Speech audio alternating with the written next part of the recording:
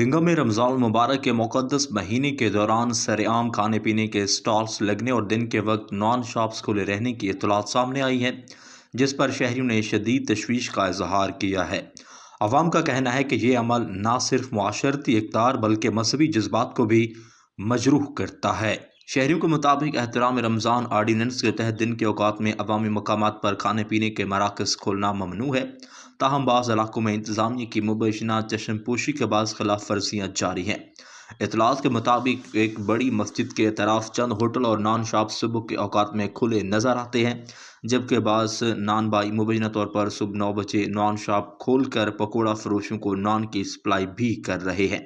नमाजियों और मकामी अफराद का कहना है कि बाज़ारों और गली मोहल्लों में दुकानें ज़िला इंतज़ामिया के जारी करदा शेड्यूल के मुताबिक खुलनी चाहिए और खिलाफ वर्जी करने वालों के खिलाफ कानूनी कार्रवाई की जाए। शहरियों ने मुतालबा किया है कि रमज़ान मुबारक के तक़द्दुस को बरकरार रखने के लिए मुतल्लिका इदारे फौरी नोटिस लें।